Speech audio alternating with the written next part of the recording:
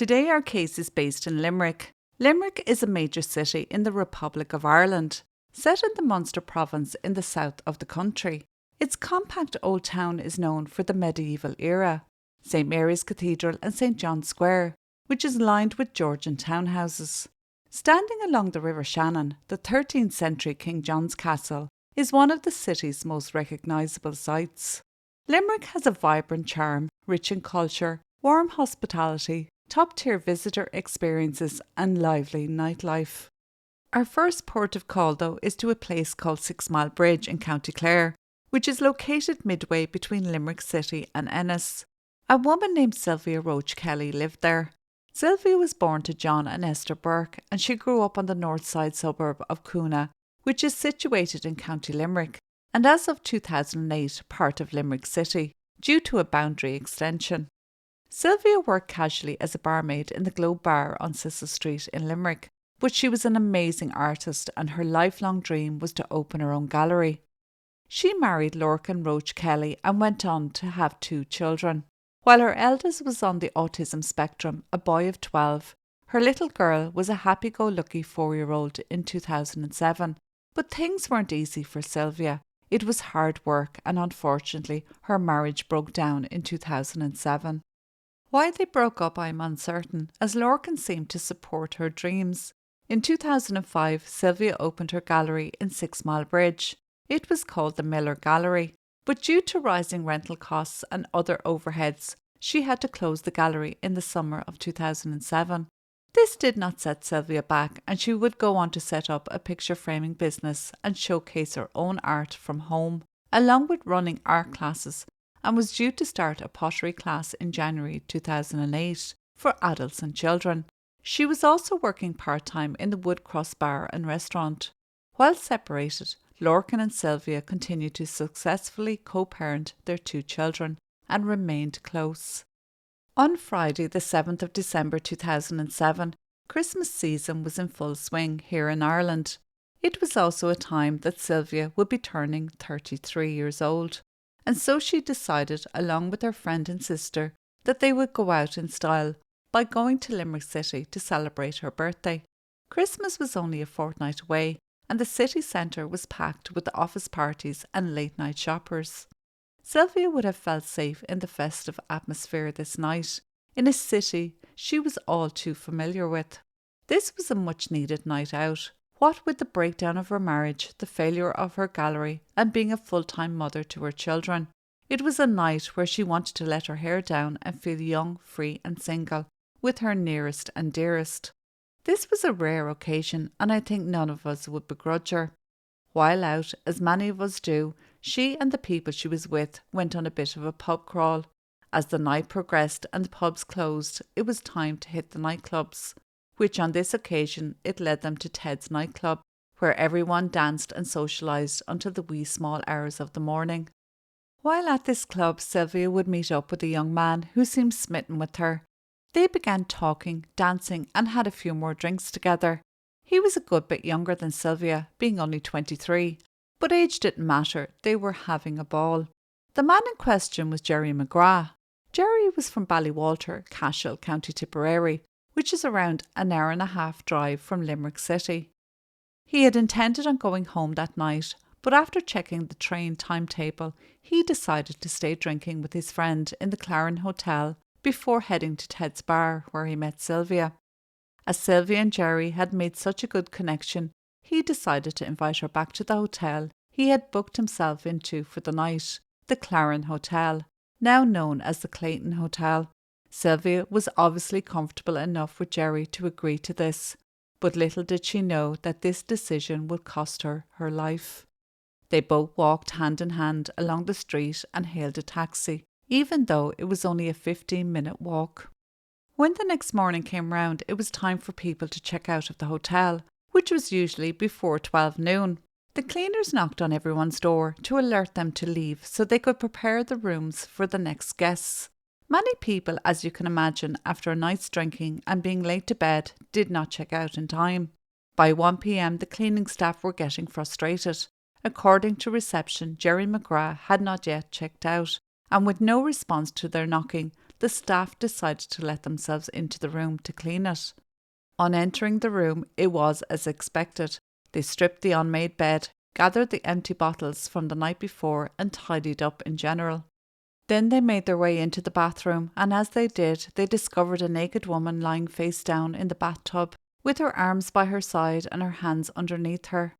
At first glance, they thought she might be just passed out, but on closer inspection they realised something more serious was wrong. Immediately they rang down to reception and they in turn phoned the Gardaí. An investigation into Sylvia's death began straight away, and it was immediately apparent that it was a murder. They were able to identify Sylvia through her belongings found in the room. Also by now her family and friends were trying to contact her. On post-mortem examination, it was determined that Sylvia had suffered a severe beating and had died from strangulation. She had extensive bruising to her upper body, face and head. She suffered a broken nose, fingertip bruises to her arms and thighs, a severe laceration to her private area, and signs of compression on her neck.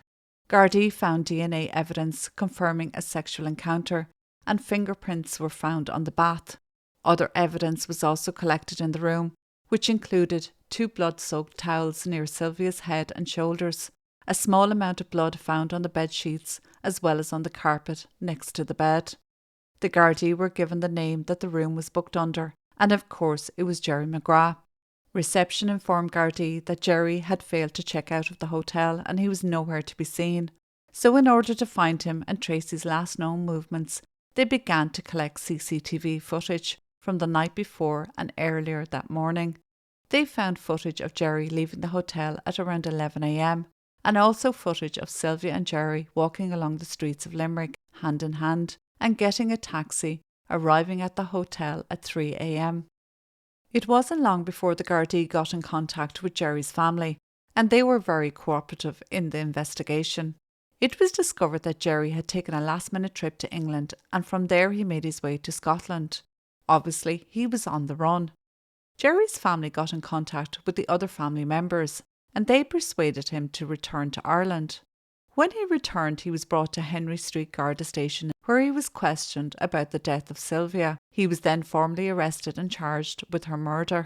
Jerry explained that he had met Sylvia at Ted's nightclub, and he invited her back to his hotel for sex, which she agreed to. He said after they had finished having sex, they had a conversation during which he became enraged by comments made by Sylvia. He admitted he hit her in the face, pulled her hair, put his hands around her neck and throttled her on the bed. He also said he may have kicked her between the legs with force. He then moved her body to the bath. After this, he spent several hours in the room, passing the time, not even thinking about what he had just done. Sylvia's funeral took place on the 12th of December 2007 at 6 Mile Bridge in County Clare, after her body was released to the family. They had to have a closed casket as Sylvia's face was so damaged from the beating she got. The community was shocked and saddened at the suddenness and manner of her death. Lorcan, Sylvia's husband, spoke from the pulpit with a shake in his voice. He recited a poem in her honour. Some of the words were, "For I have loved you." Moments later, Lorcan held their 4-year-old daughter in his arms as he walked with family and friends behind the coffin as it made its way to Killeen Cemetery nearby. Looking into Jerry's background, it was not good. On the 30th of April of that same year, 2007, Mary Lynch, a taxi driver, was approached by Jerry at the taxi rank outside the Headford Arms Hotel in Kells, County Meath. He asked her to bring him to Virginia in County Cavan, but when they reached there, he directed her to drive to Mulla. During the trip, he told her his life story. At his request, she stopped the car in the middle of nowhere, thinking maybe he was going to be sick or needed the bathroom. He got out of the car and went around to her window, which she opened, thinking instead he was going to pay her. But instead of paying her, he opened the door and, as Mary put it, went berserk. He went mental, she said. Quote, "He started kicking me. He pulled lumps of hair out of my head. He bit me. I was black and blue. I had black eyes. My neck was all bruised. All down my sides was all bruised, black and blue. I was screaming." By the time he had come round to her side of the car, she said the fly of his pants was open and he was trying to get her head to that part of his body, continuously beating her as he tried to get her out of the car. Mary held onto her safety belt, knowing that if he got her out, she would be raped if not murdered. Mary, the brave woman she was, got hold of a can of deodorant she had with her and sprayed it into his eyes. It was then Mary calmed down, and when she calmed down, McGrath did also. She kept talking to him to try and keep him calm, as he had her keys to the car by now, and she knew talking to him was her only chance of escape. McGrath told Mary he was sorry, and Mary thanked him for saying sorry and asked him for her keys and suggested they go get a cup of coffee and get him some help. I cannot even imagine the ordeal, let alone the journey back in that car. McGrath was arrested in Virginia and charged with the Section 2 assault, which is basically nothing, and failing to pay his taxi fare, and he was granted station bail. He didn't even go before a judge. In less than 11 hours after the attack, Mary went with her husband to the Garda station to give her statement and learned that McGrath was already a free man. Mary was appalled when Gardaí told her and was fearful he would hunt her down. She knew in her heart he was very dangerous. Garda sources at that time said this type of processing, where an alleged perpetrator is released even before a statement is taken, is relatively routine. However, Mary's fearfulness and deep unease about McGrath would, unfortunately, be well founded. 6 months later, as the investigation into Mary's case dragged on, and with McGrath still out on station bail, there would be another sinister incident. On the 9th of October at around 3:30 a.m, the Kelly family in Dundrum, County Tipperary, were sleeping soundly in their beds. Little did they know that soon their dreams would turn into an actual living nightmare. McGrath had broken into their house, first checking the parents' room. He then went into their little 5-year-old girl's bedroom. The girl possibly waking up, McGrath put his hand around her throat and over her mouth to silence her, so she couldn't call out for help. He then lifted her from the bed and carried her onto the landing and down the stairs. As he did so, Mary Kelly woke and saw McGrath with her daughter and began shouting. McGrath tried to leave the house, but the front door was bolted, and so the mother chased McGrath around the house, along with the father John, until he threw the little girl on the couch and was overpowered. John held McGrath until Gardaí arrived and he was arrested. He pleaded guilty to charges of assault causing harm and false imprisonment, and 4 accounts of burglary relating to the incident. The whole family were traumatised, and the little girl had burst blood vessels in her face from not being able to breathe. McGrath was initially remanded in custody in Limerick prison, but on the 18th of October, 9 days after the incident in Dundrum, the case involving Mary Lynch came up at Virginia District Court in Cavan for a routine renewal of the station bail granted to McGrath back in April concerning the attack. Despite him being actually in Limerick prison, no one objected and it was renewed. 12 days later, McGrath was in a different court in a different province, again seeking bail. He made the application in Clonmel District Court in relation to the charge against him for the false imprisonment of the little girl in Dundrum. This was granted, and so by now he was out on double bail. 5 weeks later, he would take the life of Sylvia. It really is beggars belief. The Gardaí did try and have bail refused and expressed the seriousness of the incident, but the judge overruled the objection and released McGrath. Mary Lynch's attack was not mentioned as it was in a different district. The detective sergeant involved did check Pulse, which is a computer system used by An Garda Síochána, and saw that McGrath had been involved in an incident in Cavan, and so he made inquiries. He said he was told by an unknown Garda in Cavan that the case involved a minor assault over a taxi fare. On the 7th of January 2008, a month after Sylvia was murdered, McGrath was in court for the assault on Mary Lynch, the taxi driver. Mary knew the case was coming up and she was preparing herself for it, and told Gardaí that she wanted to give a victim impact statement. 2 days before the trial, she got a call from a Garda who said her case was not going ahead and there was no need for her to be in court. In fact, the trial did go ahead that day, and McGrath was sentenced to 9 months in Castlereagh prison for the assault on her. Mary was astonished and angry. She wanted to tell the court how serious the assault had been on her, how she feared for her life and how it had left her fearing strangers. Mary never got her day in court, and when she spoke with the Garda inspector, she was told, quote, "McGrath is still here in the station if you want to see him." She declined this unappealing invitation. My heart goes out to Mary. She did not get the compassion and acknowledgement she deserved. So I would like if you all showed her a little love in the comments just in case she sees this video. In January 2009, before the jury were sworn in, McGrath pleaded guilty to the murder of Sylvia.